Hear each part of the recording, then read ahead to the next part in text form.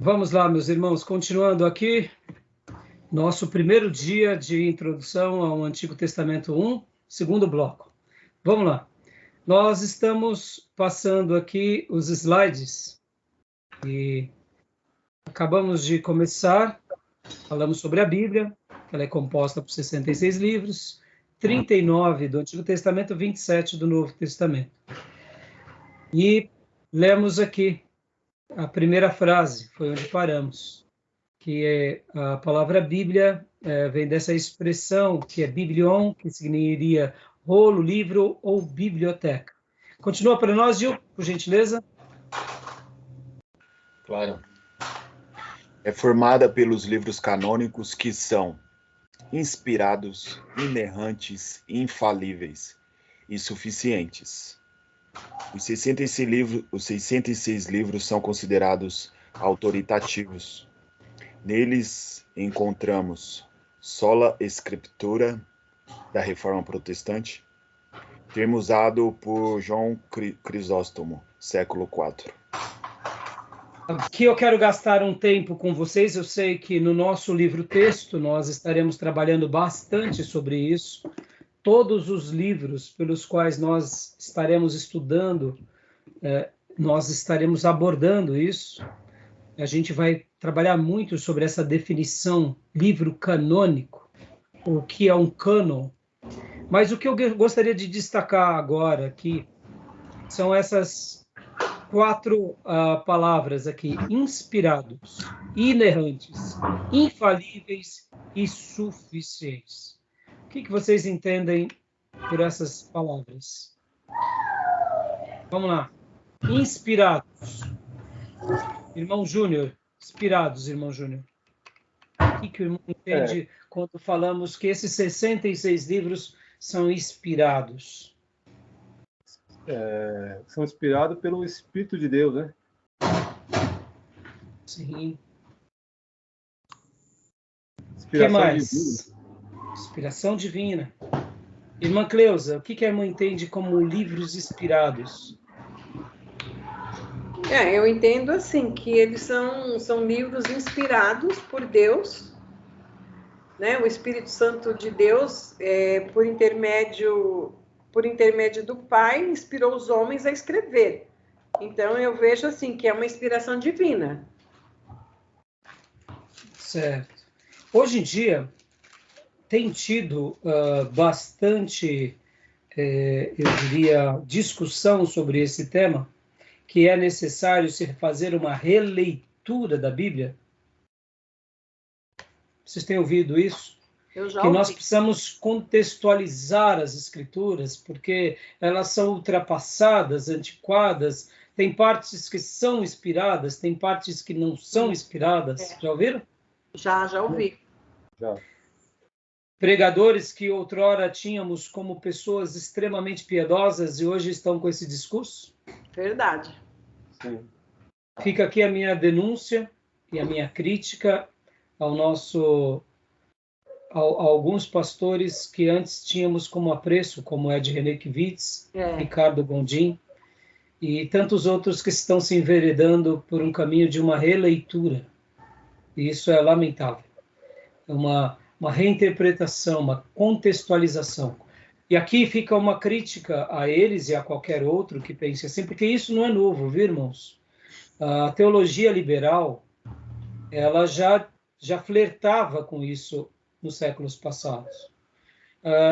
Quando nasce o liberalismo? O liberalismo nasce logo depois que houve a reforma protestante, em que as pessoas, vamos dizer assim, elas saíram debaixo daquele cabresto do império, da religião católica, e elas se sentiram agora livres para serem, pensarem, existirem. E nesse contexto de liberdade, que é muito bom, quando o ser humano ele começa a flertar com ele próprio, aí nasce aquilo que chamamos de humanismo. Ou seja, nós nos bastamos, nós nos tornamos autossuficientes. E dentro disso, muitos teólogos começaram então a fazer, eu diria, uma teologia também humanística, dizendo, não, a Bíblia nesse ponto está errada. Porque se tivesse certo, seria assim. mas aqui isso não é milagre, isso é mito. E aí começam a articular e começam a humanizar. Então, a teologia liberal nada mais é do que os teólogos tentando explicar a Bíblia pela mente humana. Então, por exemplo, um teólogo liberal, um pastor liberal, ele é liberal no que se diz respeito a essa questão da teologia, muitas vezes. Então, é aí onde nasce a teologia liberal.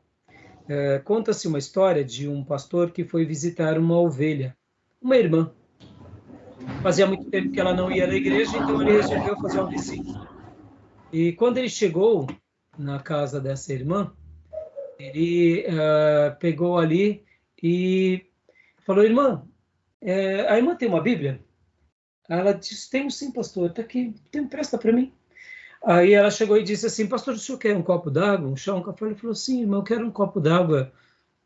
Aí ela foi na cozinha pegar um copo d'água, e aí o pastor começou a pegar a Bíblia e começou a tentar folhear a Bíblia para achar um texto para ler para a irmã. E de repente, quando o pastor estava folheando a Bíblia, ele começou a notar que a Bíblia da irmã parecia aquele gibi de criança, sabe, todo cortado? Gibi de criança que cortam as páginas. E aí o pastor começou a ficar preocupado, falando: pelo amor de Deus, a Bíblia da irmã está cortada. Cortada aqui, cortada acolá. A irmã fica cortando a Bíblia. E a irmã veio, ele bebeu a água e falou: irmã, eu estava folheando a sua Bíblia e notei que a irmã cortou várias páginas da Bíblia, várias porções. Por que a irmã fez isso?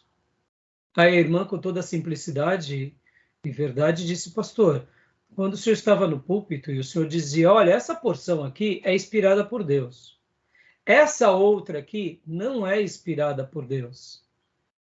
Então, quando eu chegava em casa, eu falava assim para mim: ora, eu não quero nada para mim que não seja inspirado por Deus. Eu pegava a tesoura e arrancava, pastor. Simplesmente fazia isso.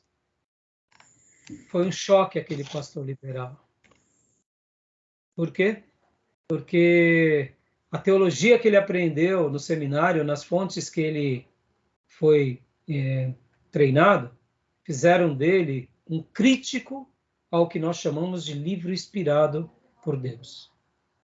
E no momento em que ele falava à comunidade, aquela irmã que queria simplesmente obedecer a Deus e acreditava na Bíblia como um livro sagrado, no momento que ele dizia isso é inspirado, ela conservava.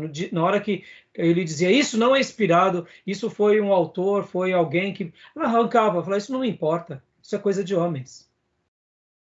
Aquele pastor deve ter se arrependido muito por essa ocasião. Por que eu estou falando tudo isso, irmãos? A Bíblia ela é inspirada. Ela é inspirada por Deus. E a gente tem dois textos lindos que dizem isso, né? Que estão em Pedro, inclusive.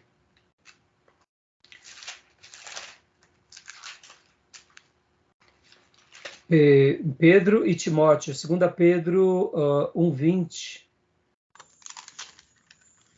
Antes de mais nada, saibam que nenhuma profecia da Escritura provém de interpretação pessoal, pois jamais a profecia teve origem na vontade humana, mas homens falaram da parte de Deus, impelidos ou inspirados pelo Espírito Santo.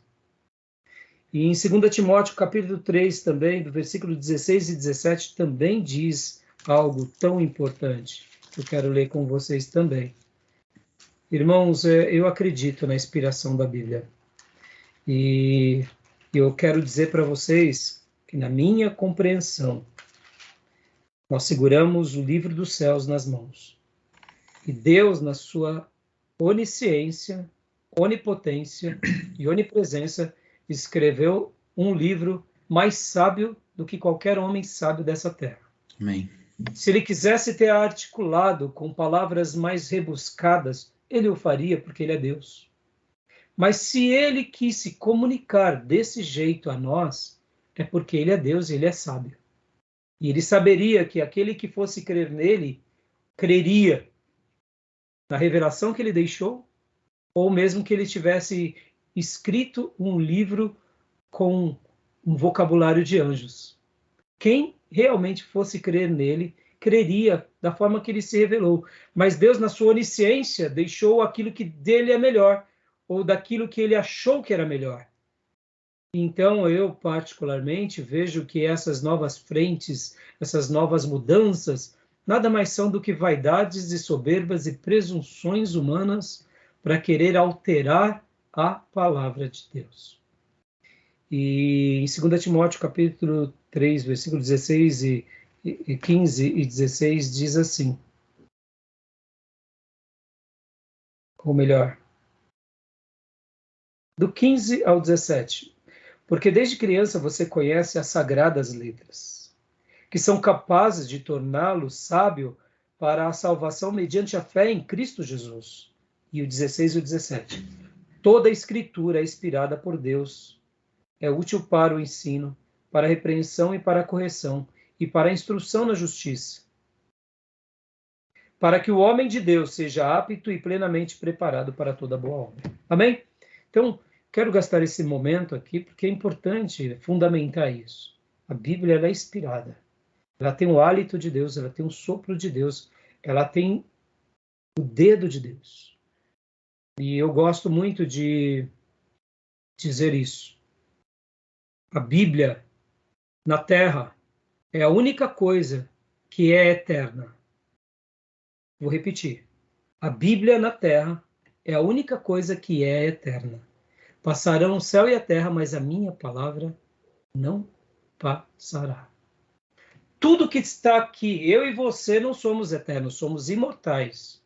Tivemos um começo e não teremos um fim. Deus queira que o nosso fim seja para sempre ao lado de Deus. Aqueles que forem condenados terão um fim eterno no inferno. Mas nós não somos eternos, nós somos imortais. Uns para a salvação eterna, outros para a condenação eterna. Mas nascemos num momento na história e no tempo. Mas a palavra de Deus, ela está com Deus desde quando Deus existe. Deus é eterno. Passarão os céus e a terra, mas a minha palavra não passará. Assim como o amor é um atributo de Deus, e ele vem de Deus, e o amor é a essência de Deus, a palavra de Deus é a essência dele. Que ele se comunica a nós e que ele nos presenteia. Mas os céus e a terra passam, a terra é destruída e é refeita pelo fogo, e a palavra se mantém. Por quê? Porque ela é eterna. Podem ver que Saul foi rejeitado porque desprezou a palavra de Deus. Davi foi aprovado porque guardou a palavra de Deus. Eu estou lendo o texto de 1 Samuel, e hoje, inclusive, foi minha devocional. Lembram daquela história do profeta velho e do profeta novo? O homem de Deus de Judá que vai a Betel? E do profeta velho? Nos dias de Roboão e Jeroboão? Lembram? Quando há divisão do reino? Quando há divisão do reino, parte fica com o filho de Salomão, Judá, o sul, e parte, 10 tribos, fica com Jeroboão. E o que acontece que quando há essa divisão, há um profeta que sai de Judá e vai a Betel e fala para Jeroboão. E quando chega para ele, diz que Deus iria sentenciá-lo, etc, etc e tal, e que o altar ia ser quebrado, e Jeroboão aponta a mão paralisa, e aí o profeta, o próprio rei pede para o profeta orar por ele, e o altar se racha, e ele ora, o braço do rei volta, ou seja, milagres sobre milagres ali. A Bíblia conta a história de um profeta velho, porque quando o rei chama esse profeta para comer na casa do rei, o profeta fala para o rei, olha, rei, Deus me deu uma palavra, que era para eu voltar, mas para eu não comer na casa de ninguém e voltar por outro caminho, e não beber na... Aí ele vai embora. Essa mensagem chega a um profeta velho. Os filhos contam. E aí esse profeta velho vai ao encontro do homem de Deus. E aí o profeta velho mente. Lembra dessa história? Vocês conhecem essa história? Isso está em 1 Reis 13. Depois, leiam lá. E aí o profeta velho mente, dizendo que um anjo de Deus veio e falou com ele, para ele ir lá na casa, né, do profeta velho e tal. E o profeta velho conta essa história e o homem de Deus diz, bom, já que o anjo de Deus diz, então... Mas antes disso ele tinha dito, não, eu não posso voltar com você, porque Deus me deu uma palavra, para eu não comer nem beber na casa de ninguém, para eu voltar, inclusive, para outro caminho. E aí o profeta velho mente, a Bíblia fala que ele mente. Olha só, irmãos, é forte, hein? É possível um profeta mentir? É mesmo. Vaidade. E aqui o homem de Deus dá ouvido ao profeta velho. Oh, meus irmãos, Deus não é homem para que minta, nem filho do homem para que se arrependa. O profeta aqui, o homem de Deus, de Judá, se esqueceu de Balaão, que Deus não fala duas coisas. Se Deus disse A, é A. Se Deus disse B, é B. Era um profeta velho? Era, mas ele tinha que orar a Deus. Ora, Deus tinha dito para não parar, Deus tinha dito. Agora vem o anjo e diz, oh, meu Deus. E o texto diz em dois momentos, no versículo 21 e depois também no versículo 26, diz que você desafiou a palavra do Senhor. E depois diz, e o homem de Deus que desafiou a palavra do Senhor. O profeta, homem de Deus de Judá, no momento em que ele não considera mais o que Deus tinha falado para ele e dá ouvido agora à mentira do profeta velho, ele desafia a palavra de Deus que Deus tinha dado a ele. E o que acontece? Vocês conhecem a história. Um leão sai, pega ele, mata ele, não come ele, e o leão fica do lado do profeta e do jumento. E não mata nenhum. O profeta velho vai lá e pega ainda o corpo, do lado do leão. Leva para casa, e ele chora, e enterra, e depois diz até para os filhos, olha, filhos, depois, quando eu morrer, me sepulta do lado. Possivelmente esse profeta velho se arrependeu. Por quê? Porque ele cometeu um deslize, ele falou em nome de Deus o que não era. Mas perceba, o profeta velho mentiu, mas o profeta velho não desafiou a palavra de Deus. Olha que forte. Olha que forte. Uma coisa é você pecar. Você é pecador? Eu sou pecador. E outra coisa é nós irmos contra a palavra. O homem de Deus de Judá, que foi a Jeroboão, que viu o milagre acontecer, que a mão de Jeroboão ficou paralisada e depois orou, a mão voltou. Jeroboão viu o altar se rachar, viu as coisas acontecer, morreu porque ele desafiou a palavra de Deus. Faltou discernimento, faltou sabedoria. A Bíblia é inspirada, irmãos. Jamais duvide. Se você não entender é uma coisa, se eu não compreender é uma coisa, mas nunca desafie. Deus é Deus. Creia nela, tá bom? Deixo aqui, eu sei que a gente saiu da teologia, veio um pouco mais para o lado pastoral inspirativo, mas é um presente de Deus ao coração de vocês, porque essa foi a minha ministração que o Pai me deu hoje cedo e eu nem imaginava que eu ia passar para vocês, tá bom? Mas a Bíblia, ela é inspirada. Ela é inerrante. O que você entende, pastor Johnny, como inerrante?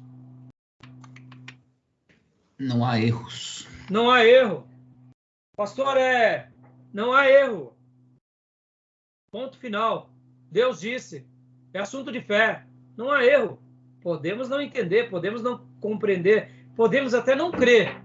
Mas o fato de nós não crer não quer dizer que tenha erro. Amém? Não anula a verdade. Não anula a verdade. O que mais? Gil, o que é infalível?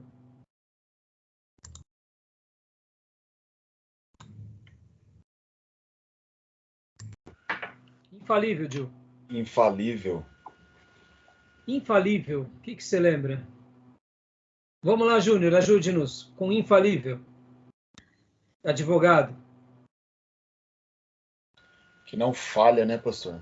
Isso. Não pode falhar. Seu microfone, irmão Júnior, está travado. Eu travei. Ainda agora estava um sonzinho, eu travo. Infalível, Júnior. Como o irmão falou, né, não falha, né? Que é verdadeira, autêntica, né? Não tem falhas, né? Não tem como falhar, né? Deus prometeu, vai acontecer. É infalível. Não falha. E outra coisa interessante é que, além de ser inspirada, também tem a questão do decálogo, que além de ser aí é revelada, né? Porque ali os mandamentos foram escritos por Deus, né? Para Moisés. Exatamente. A gente vai chegar lá, mas eu gosto de dizer que na revelação escrita começa por Deus e Deus presenteia Moisés. Sim. Né? Deus começa escrevendo a revelação escrita com o seu dedo, dá a Moisés e depois diz: agora, Moisés, continue escrevendo. Fantástico, né? E suficiente. O que a gente entende, irmãos? O que a gente entende por suficiente? Só a escritura, não precisamos de mais nada. Ela é suficiente. Ela nos basta. Ela é suficiente. Hã? Se acrescentar mais nada. Não precisa. Ela é tão plena, completa. Por isso que vem essa palavra. Essas palavras, irmãos, elas não são apenas palavras, elas são conceitos. Acreditar nisso é dizer, eu creio nela. Como a gente viu aqui, né? Os 66 livros são considerados autoritativos, ou seja, são livros de uma autoridade superior. Nela encontramos o sola scriptura, que seria somente as escrituras, que foi o grito da Reforma Protestante, um dos gritos. Esse termo também foi usado por João Crisóstomo no século III. João Crisóstomo, ele era chamado a boca de Deus, a boca de ouro. Ele era um pregador muito eloquente, um pastor muito abençoado, que pastoreou a igreja de Éfeso, e ele era chamado a boca de ouro, porque ele anunciava as palavras de Deus com autoridade e com unção. Então, você vê que isso não é novo, né? E os inimigos da palavra sempre existiram. E sempre vão existir, viu, meus irmãos? Sempre existiram. Quem foi o primeiro inimigo da palavra? Vamos lá. Satanás. Aonde? No Gênesis. Em que lugar mais especial do Gênesis? Foi assim que Deus disse? Entenderam, irmãos? Satanás, ele é um teólogo e lá na eternidade, no ambiente perfeito, ele tentou alterar a palavra. Guardem isso. O diabo, ele não cria nada, ele copia e altera. Deus cria do nada. Deus é aquele que se revela. E o diabo tenta copiar Deus. E quando ele não consegue, ele tenta alterar o que Deus disse. E a grande luta do diabo é alterar a palavra. Pode ver que é isso que acontece o tempo todo. Ele não preserva a palavra. E se por acaso o diabo usa um texto da palavra, logo na sequência vem outra deturpação alterando aquela palavra. Lembram dos 40 dias de jejum de Jesus? Sim. Diga aos teus anjos. Não é assim que está escrito? E aí ele tenta alterar, né? Ele tenta demonstrar o que não é. Guarda isso, irmãos. A Bíblia ela é inerrante, ela é inspirada, ela é suficiente, ela é infalível. Tá bom? Maravilha? Vamos lá, vamos prosseguir. Continuando aqui. Agora leia para nós, Júnior. Dá para ler? Tá. Pode. Vamos agora falar sobre essa definição do cânon. O cânon. O vocábulo grego... Que seria a palavra cânon, né? Cânon, transliterado, né? Cânon. Vem do grego e do latim canone, de uma palavra semita, que significa cana. Em hebraico, por ser longa, fina e reta, a cana pode ser usada para medir, como hoje usamos o metro. Por isso, a palavra para cana veio a denotar uma vara de medir. Depois, por extensão metafórica, uma regra, um padrão, uma norma. Olha, é exatamente essa palavra cânon, irmãos, ela se deriva dessa ideia, dessa palavra que era uma régua. Cânon era como se fosse uma cana de medir. Era um aparelho de medição. Então, tudo que você vai fazer ou construir, você precisa medir. Para quê? Para saber a exatidão. Então, de uma forma metafórica, virou que um padrão, uma regra. Hoje nós temos várias tabelas de medições. Temos centímetros, temos paquímetros, temos metros, temos quilômetros. Pode ver que cada coisa no seu lugar.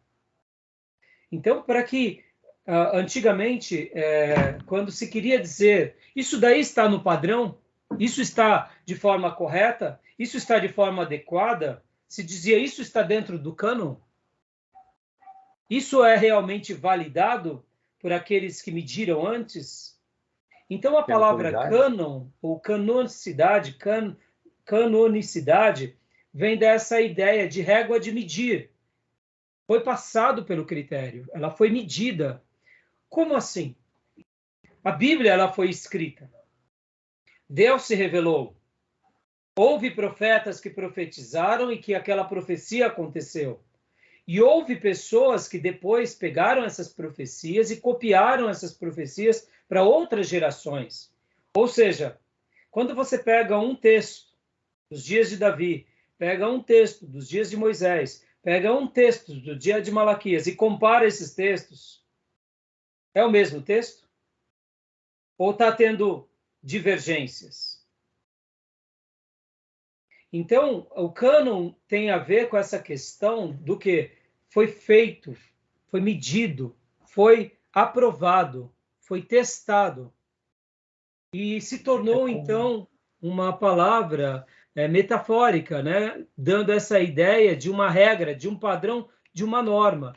No direito tem as normas do direito. Por exemplo, o que rege o nosso país? A nossa Constituição. Poderíamos dizer, se de fato fosse assim, mas num país sério, a Constituição rege aquele país.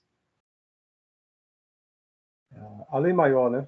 É a lei maior. É o cânon daquele país. É o cânon. Como a gente pode usar por similaridade o Inmetro. Sim. O Inmetro que avalia um determinado produto, tamanho, sim, qualidade. Exatamente. Ele tem que passar pelos critérios. O cânon nada mais é do que a comprovação de que aqueles livros passaram pelo critério de autenticidade, de veracidade, sim, de historicidade. Por isso que nos 66 livros, nós temos o quê? Nós temos eles como eles pertencem ao cânon sagrado.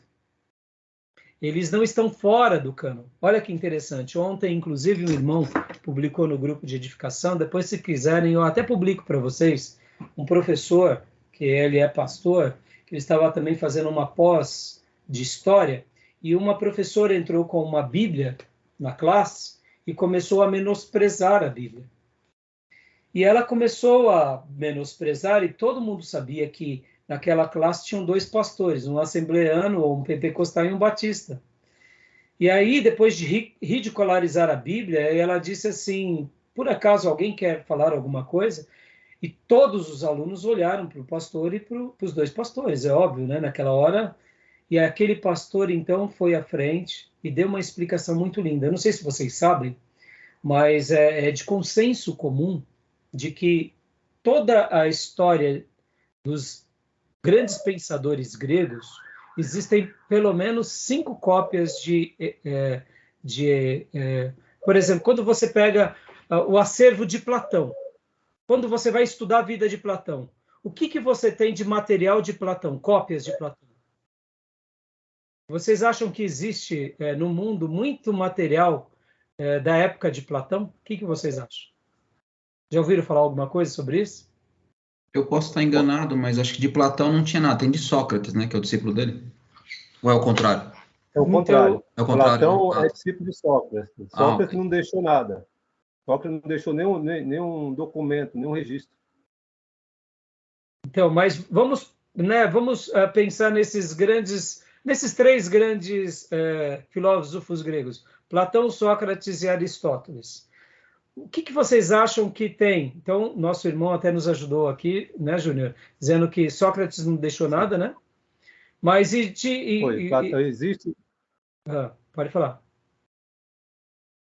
sabendo da existência de Sócrates somente por Platão. Sócrates não deixou nenhum registro, nenhum acervo. Então, hoje, existe até um questionamento. Será que Sócrates existiu? Porque tudo se sabe através de Platão. Olha que interessante. E você vê as pessoas questionando Sócrates e Platão? Não.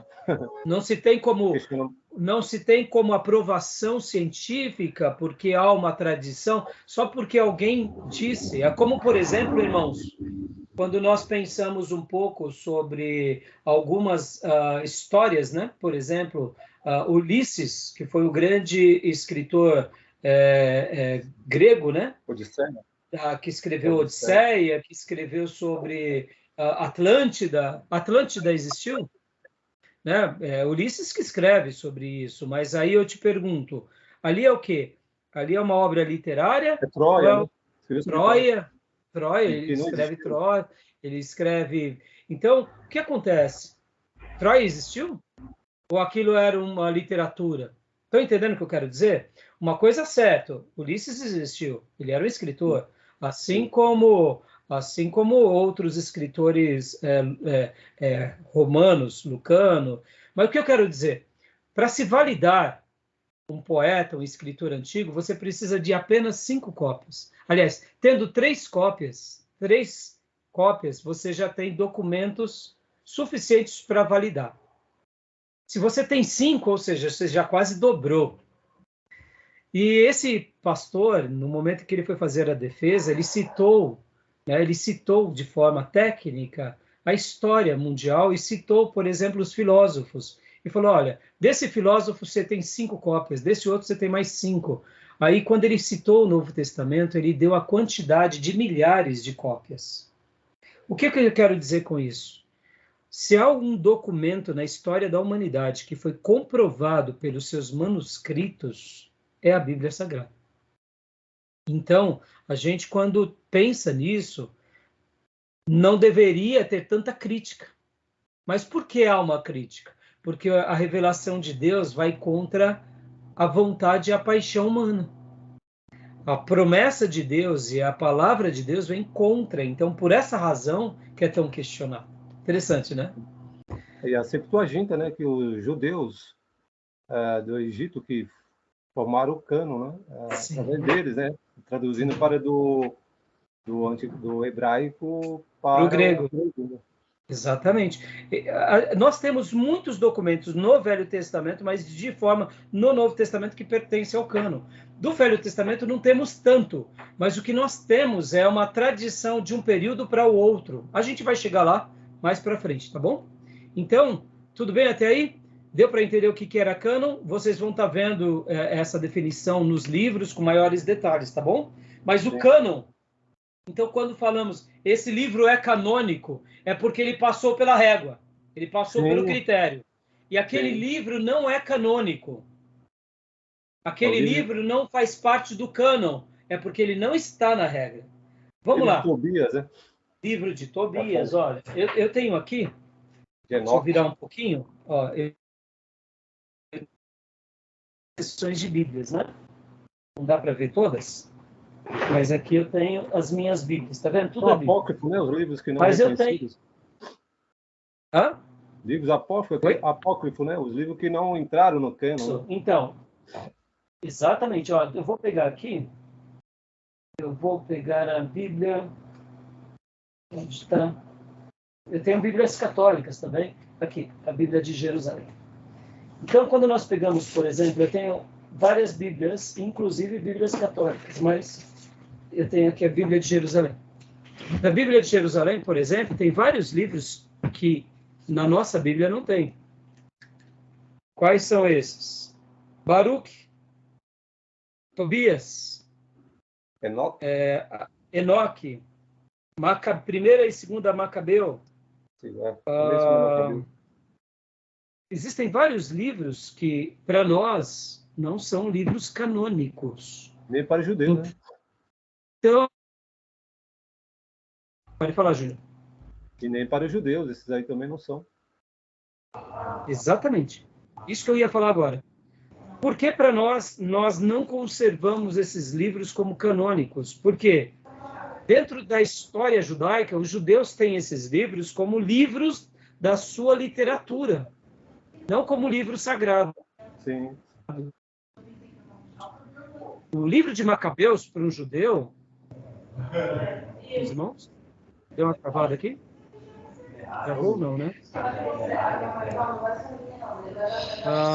O livro de Macabeus, só para os irmãos terem uma ideia, para os judeus, não é um livro sagrado, é um livro, ele é um livro chamado histórico, faz parte da história dos judeus. Baruch, a mesma coisa. É a revolta do Macabeu, né? Exatamente. Ele vai falar sobre a história das revoltas dos Macabeus. Tobias, Judite, por exemplo, são livros que faz parte da literatura judaica, da história deles.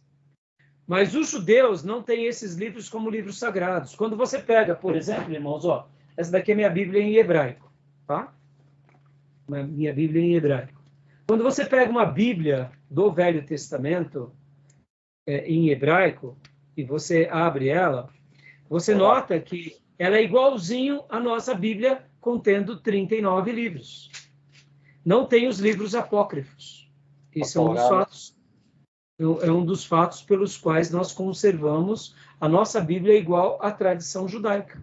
Tá bom? Depois a gente vai explicar o porquê dos livros apócrifos. Ainda agora não. Tá joia? Tudo bem até aí, irmãos?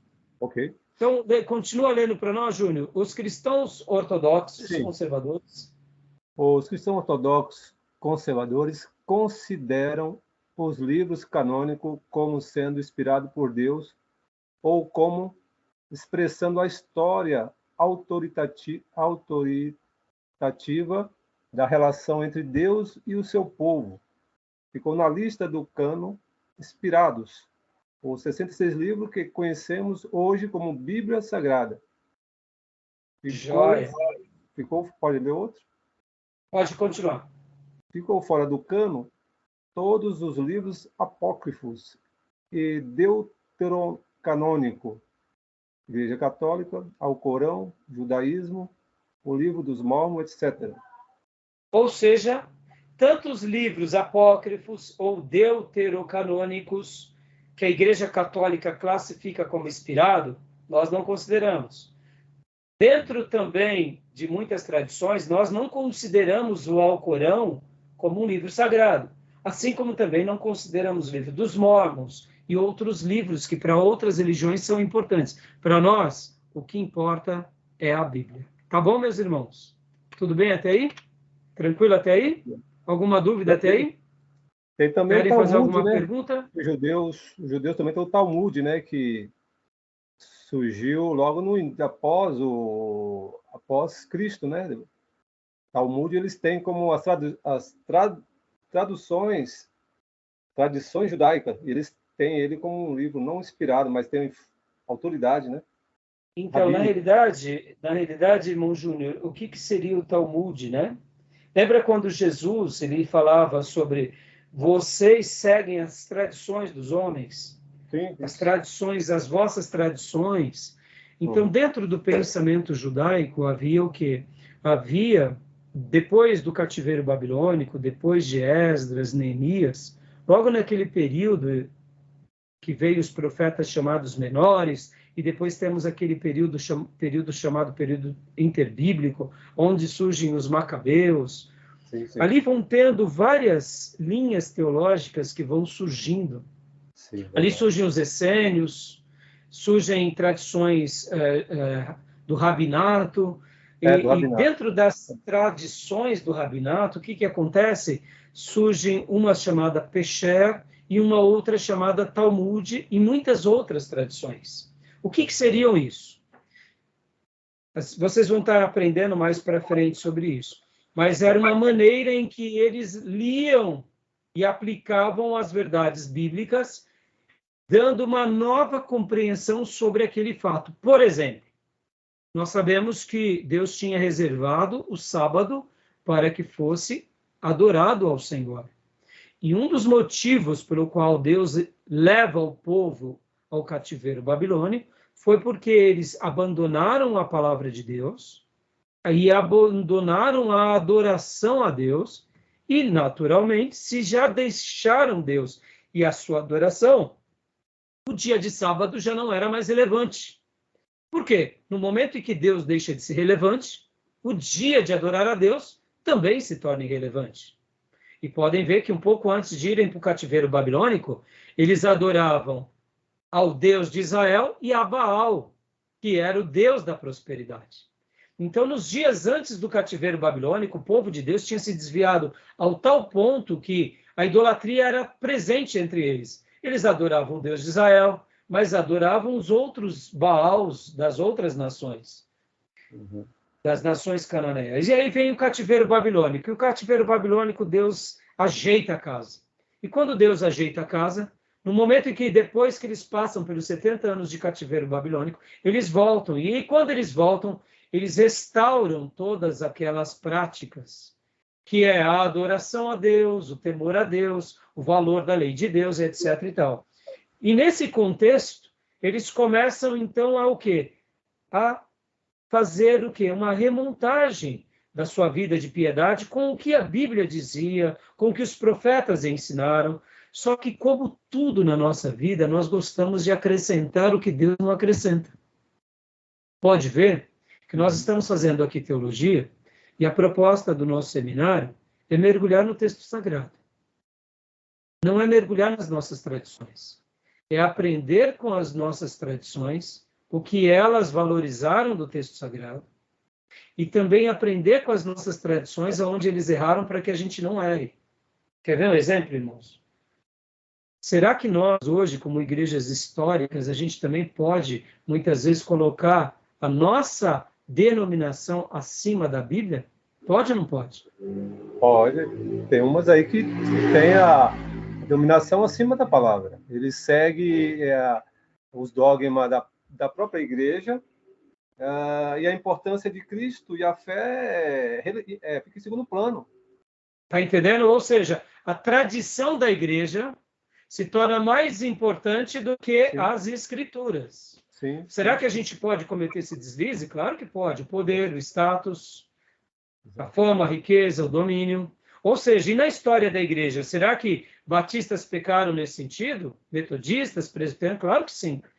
Percebam, irmãos, a história ela se repete. Então, percebam uma coisa. O povo também que voltou do cativeiro babilônico, quando eles foram notar e ver, eles já estavam o quê?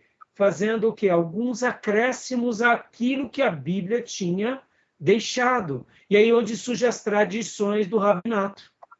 Nesse contexto... Apêndice, né? Um apêndice, né? É o apêndice. Podem ver que a Bíblia está falando para a gente adorar a Deus no sábado, mas o sacerdote e o levita é o dia que ele mais trabalha. Concorda? Sim, sim. No dia que é sábado, o templo fica cheio. Trazem os sacrifícios. E o sacerdote, e os levitas, e as esposas do sacerdote, e os filhos trabalham demais. E aí, eles estão pecando? Não, irmão. No dia que o pastor mais trabalha é o dia de descanso do domingo. Isso não quer dizer que ele não tem o dia de adoração também e não tem o dia de descanso. Mas podem ver que, em nome da tradição, os líderes judeus começaram até a delimitar. Olha, então é o seguinte, você tem que dar tantos passos no sábado. Aí eu te pergunto, esse apêndice está nas escrituras? Não. Sei não. Mas estava na tradição? Não. Tradição, sim. Por isso que foram criando as escolas do rabinato e surgem. E nos dias de Jesus, ou seja, por volta de 4 séculos depois do regresso de Esdras e Neemias, já tinham tantas tradições que quando Jesus veio, os maiores opositores a Jesus eram quem? Era o rabinato. Exatamente. Por quê? Porque eles estavam agora governando junto com o Império Romano e não queriam perder o status quo para aquele profeta chamado João Batista e muito menos para aquele outro profeta chamado Nazareno. Porque pode vir alguma coisa boa de Nazaré ou da Galileia. E eles iriam deixar o status, o sinédrio e o poder para seguir um discípulo de Nazaré? Tem profeta na Galileia ou de Nazaré? Nem profeta nascia de lá. como ele pode ser o Messias? E podem ver que a grande oposição de Jesus era quem? Era a escola, por causa da tradição. Olha a história se repetindo. No Velho Testamento, abandonaram a palavra de Deus por seguirem falsos profetas. Depois, houve a tradição. Aí depois vem a história da igreja. Na história da igreja, a igreja vai seguindo o seu caminho e, de repente, a tradição vai entrando. O poder. E hoje, temos tradições? Temos poder? Perigoso, meus irmãos. Percebam como que a história se repete. Por isso que a gente está aqui refletindo sobre as Escrituras e repensando.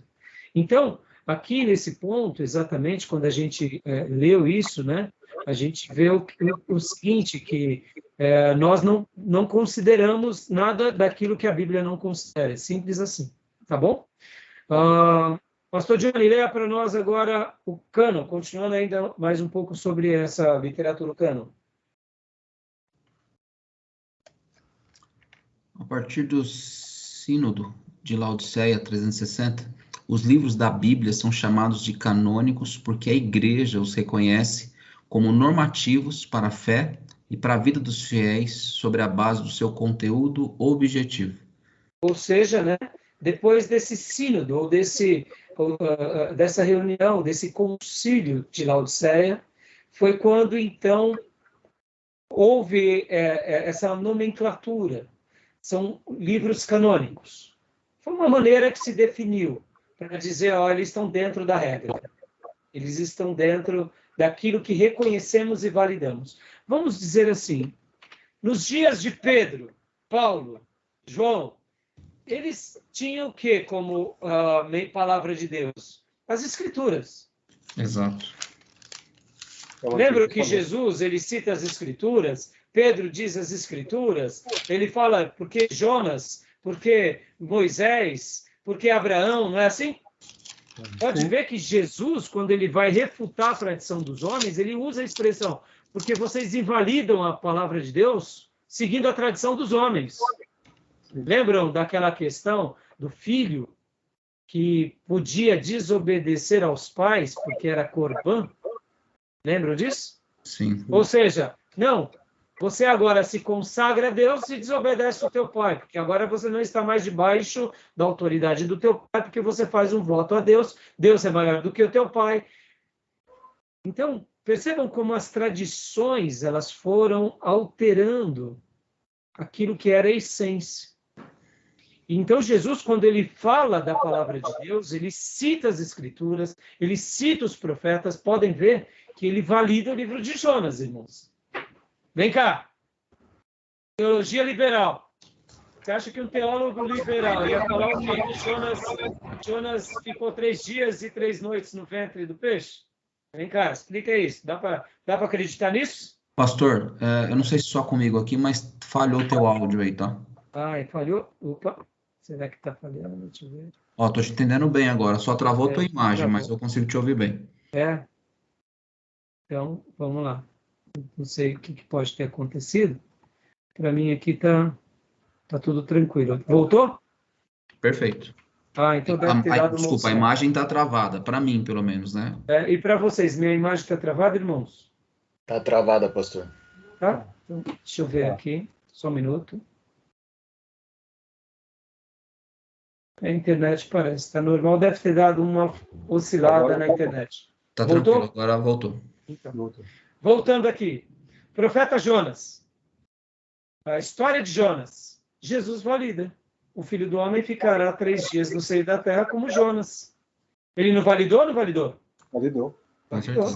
Agora... Acho que Jó também, né? Acho que Jó, salvo engano, Jó também. Sim, ele valida Moisés, ele valida um monte de coisa, né? Mas olha que interessante.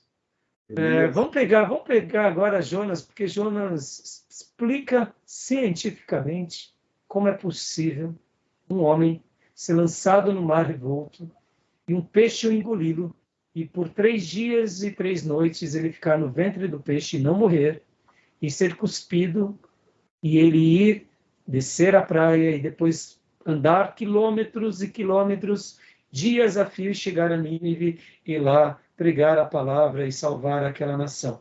A maior conversão da história, 120 mil habitantes. Aí eu digo para você, Jesus deveria estar delirando. Como que ele vai validar um conto da carochinha desse? Por que ele fez isso? Porque ele acreditava. Ele foi quem preservou Jonas. Ele, junto com o Pai, com o Espírito Santo, que conduziram Jonas. Ou seja, aconteceu. O que Jesus estava dizendo é o seguinte: ou vocês acreditam em Jonas, ou vocês estão dizendo que eu sou louco.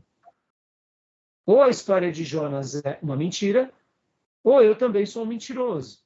Ou, de fato, Jonas é verdade e eu sou verdadeiro. Está entendendo? O teólogo liberal, ele não vai jamais validar algo assim. Mas notem, por isso que eu digo para vocês que o que estamos fazendo aqui é aprender a amar a Deus com a mente, segundo a palavra de Deus, segundo a revelação de Deus. E só aprendemos a confiar em Deus porque usamos do artifício da fé. Porque se a gente não usar a fé, a gente não consegue. Porque são coisas baseadas em milagres, em inexplicáveis. Coisas inexplicáveis. Né? Então, fiz esse comentário para mostrar o seguinte, que nos dias bíblicos, eles citavam as Escrituras. Mas os séculos foram passando. Paulo, deixa eu fazer uma pergunta aqui para vocês, irmãos. Quando Paulo escrevia um texto sagrado, quando Pedro escrevia um texto sagrado, quando Tiago escreveu um texto sagrado, vocês acham que eles escreviam tendo convicção de que eles estavam sendo boca de Deus? Ou eles escreveram, como muitas vezes a gente prega uma mensagem, e de repente eles falaram, olha, eu acho que Deus me usou hoje. O que vocês acham? Bom, é achismo da minha parte. Eu não acredito que eles tinham total convicção de que eles estavam escrevendo algo de um peso tão absurdo como é a palavra, mas, bom, enfim. O que vocês acham? Estamos numa aula, irmãos, para esclarecer. Não parte da convicção, parte da inspiração de Deus. Convicção eu tenho, pessoal. Mas isso aí é Deus que introduz a palavra neles. Porque Paulo diz, assim diz o Senhor. Depois ele fala, aqui diz eu, Paulo. É melhor que o homem case do casado que abraçar. Ou fica como eu, com opção, com orientação. Então, é Deus que introduz nos discípulos, né, que eles escreveram. Olha que interessante, né? A gente está aqui fazendo teologia, e o seminário, para muitos, ele é uma bênção, porque ele vai nos dar convicção da revelação de Deus. Eu, particularmente, precisava do seminário para pregar com convicção. Meu coração tinha fé em Deus, mas eu tinha minhas dúvidas de como eu teria mais certeza naquela minha fé. O seminário, para mim, me fundamentou. E me criou raízes de dizer, não, eu posso sim, eu posso falar, eu posso pregar, porque houve outros homens que fizeram isso no passado e não tiveram medo. Bom, mas deixa eu tirar aqui essa atenção de vocês. Olha só que interessante. Todo o Novo Testamento, e todo escritor, seja ele apóstolo ou discípulo, eles tinham certeza de que estavam falando da parte de Deus. Isso é fantástico. Isso é fantástico. Glória a Deus. Quando o irmão disse da convicção e citou Paulo, Paulo só faz essa citação em Coríntios, sobre o casamento. Pode ver que lá em Gálatas ele disse, se eu ou algum apóstolo escrever algo que contraria o evangelho, que seja considerado anátema, maldito. Ele mesmo coloca, olha, se eu contrariar o que eu fui usado para revelar, seja um maldito. Quando ele escreve aos Coríntios e fala sobre o casamento, é o único ponto que ele abre uma exceção. Ele fala assim, olha, aqui eu estou dizendo, é melhor que o homem então. E aí ele dá uma recomendação dele. Por que ele deu uma recomendação dele? É isso que eu quero que vocês fixem. Quando Paulo dá aquela recomendação dele, era por quê? Porque ali ele não tinha uma resposta precisa de Deus. Então ali ele abriu um parênteses do que ele, como líder, pensava. Logo, tudo o que ele escreveu no demais, em Coríntios, 1 Coríntios, 2 Coríntios, há um terceiro e um quarto Coríntios, que depois a gente vai chegar lá. Nas cartas apostólicas, nas cartas pastorais, nas cartas das igrejas, e ele escreveu da parte de Deus. Podem ver que quando ele fala, inclusive na ceia, ele fala, assim como eu recebi do Senhor, eu também vos anuncio. Ele dá, em outras palavras, o seguinte, olha, eu recebi de Deus. O que eu estou falando é, assim diz o Senhor. É que nós não vemos o Novo Testamento, eles usar essa expressão como os profetas no Velho Testamento. A maneira da revelação é diferente. Quando Lucas escreve o Evangelho, Mateus e João e Marcos escrevem o Evangelho, eles não colocam assim diz o Senhor. Só faltou isso para igualar a mesma mensagem dos profetas do Velho Testamento. Mas quando nós fazemos um estudo, olhando as Escrituras e olhando a convicção, e ainda se apercebendo do texto que lemos há pouco de 2 Timóteo e 2 Pedro, nós vemos o seguinte, tudo que foi escrito com a profunda convicção de que Deus está me revelando agora a sua vontade. E é por essa razão que Deus separou 12 apóstolos e alguns outros discípulos para serem o canal da última revelação. E é por isso que a igreja apostólica ela era uma igreja tão poderosa, porque ela estava fundamentada na doutrina dos apóstolos. E isso era uma tradição que se perdurou. Então, enquanto existia o apóstolo, ele falava da parte de Deus e todos aceitavam. E por isso que eles trocavam as cartas. Mas era só os apóstolos, pastor? Não, aí temos os discípulos dos apóstolos. Quem? Temos, por exemplo, Lucas, que era discípulo de Paulo. Temos Marcos, João Marcos, que era discípulo de Pedro. Temos o escritor de Tiago, que é o irmão de Jesus, e Judas, que é o irmão de Jesus. Então, nós temos outras cartas, e Hebreus, quem possivelmente escreveu Hebreus é o próprio Paulo. Temos as cartas joaninas, as cartas petrinas, ou seja, todos eles falaram com convicção, como revelação. E depois, os discípulos dos apóstolos também sabiam e conservavam. E aí depois foi se perdendo, e isso porque morreram-se os apóstolos e morreram os discípulos dos apóstolos. Mas essa tradição foi sendo conservada. E as cartas eram compartilhadas. Podem ver que Paulo, quando ele escreve para a carta de Colossenses e para a carta de Filipenses, depois ele fala, leiam as cartas de vocês com as de Laodiceia. Ou seja, troquem, porque é tudo revelação sagrada. É Deus falando com a sua igreja, é Deus doutrinando a sua igreja. Então não tinha dúvida disso, entendeu? Fantástico, irmãos. A gente estudando aqui a introdução do Novo Testamento e do Velho Testamento, a gente vai ver. A única diferença é que eles eram, na hora que eles tinham dúvida, irmão, sabe o que acontece? A beleza do Novo Testamento é isso. Quando eles têm dúvida, eles dizem, não, a gente está com dúvida. A gente não sabe. Lembra dos apóstolos caminhando com Jesus? Muitas vezes eles ficavam quietos. O que o mestre está fazendo agora? Porque ele pediu para a gente guardar o cesto. Por que ele está perguntando isso? Eles demonstram essa humanidade. Então, no momento que eles demonstram a humanidade, não quer dizer que eles não estão tendo revelação, mas eles estão demonstrando o quê? A sua limitação diante do Deus encarnado. E também, depois da vinda do Espírito Santo, eles fazem algo parecido. Podem ver que lá em Atos 15, eles estão com dúvida, eles se reúnem. E agora? O batismo do Espírito Santo veio sob gentil, veio e agora? E o que a gente faz? Eles se reúnem. E eles pedem uma direção. E eles são francos nisso. Tem hora que tem hora que não tem. E quando tem, aceita. E quando não tem, também aceita. E eles vão escrevendo nessa leveza, nessa simplicidade, nessa doçura. Mas, no entanto, tudo que escreve é como revelação sagrada. Por isso que a gente segura o texto de revelação. Hoje, quando pregamos com autoridade, nós não estamos tendo a mesma revelação. Nós estamos sendo iluminados na revelação. Entendeu? Diga, pastor Jorge. Quando Paulo escreve a Timóteo, o texto que a gente acabou de ler, toda a escritura é inspirada por Deus, é útil para o ensino, correção. Ele está fazendo menção não do novo, até porque o novo não tinha sido compilado, né? Ele está falando justamente da antiga aliança. Embora tivesse esse tráfico dos livros, das epístolas, e obviamente eu compreendo como sendo inspirado, e não vou ignorar isso jamais, mas me parece que ele está falando do antigo. Então, é isso que a gente faz essa leitura, mas na realidade ele está falando também do novo. Quer ver um exemplo?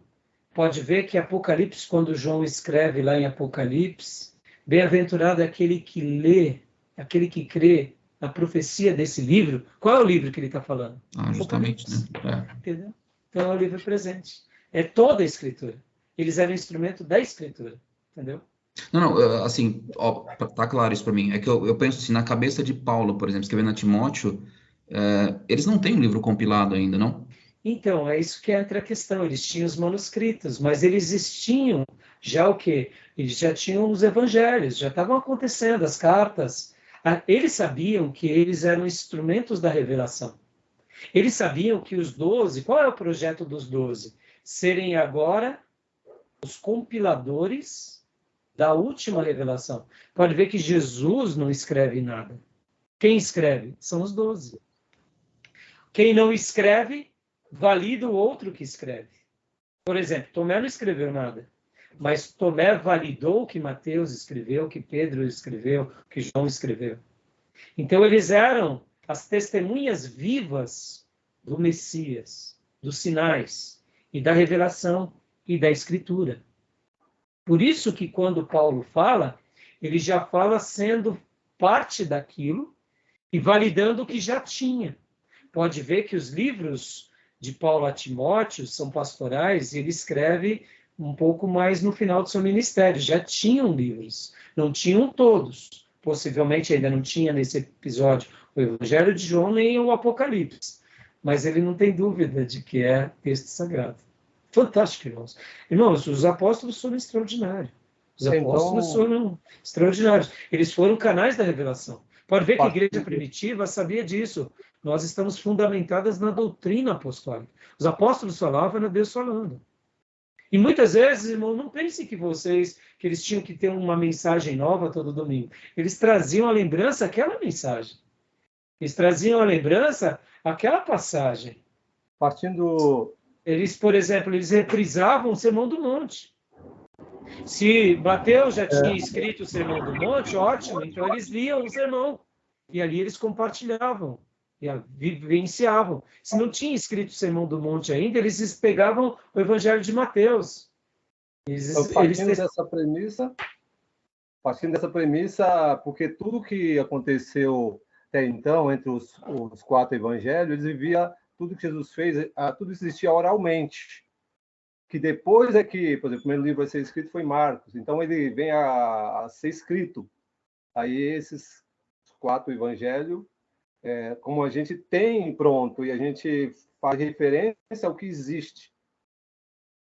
Exatamente, linha, né? Segue essa linha. Então, eles eram as testemunhas vivas do acontecimento.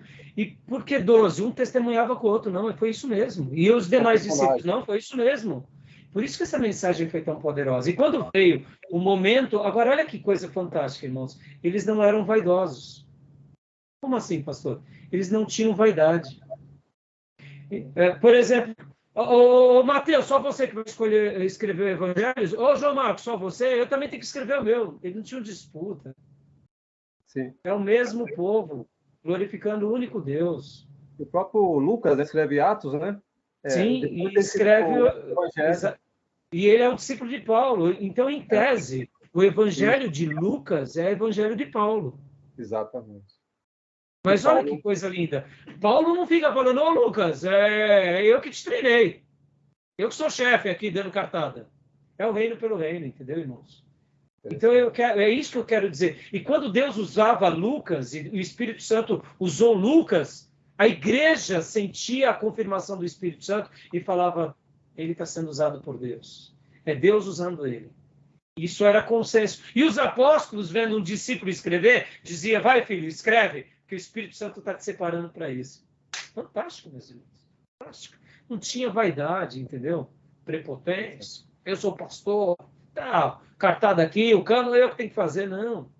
Aí depois, com os séculos no Novo Testamento, o que é sagrado do Novo Testamento? Porque, querendo ou não, entrou outros livros e outros apócrifos, então eles tiveram que fazer uma limpa. Mas a igreja já tinha sido consolidada, porque durante vários séculos o que se perdurava eram os textos sagrados. Fantástico, né? Irmãos, eu preciso parar a gravação aqui. Tudo bem? Alguma dúvida? Não? Tranquilo? Tá bom. Bom, eu passei alguns minutos, agora o último bloco a gente vai fazer bem curtinho, tá bom? Beleza, meus irmãos? Eu sei que hoje a gente passou um pouquinho da hora, mas vou precisar mais de, pelo menos, mais 15 minutos, tudo bem? Ok. Eu vou desligar aqui.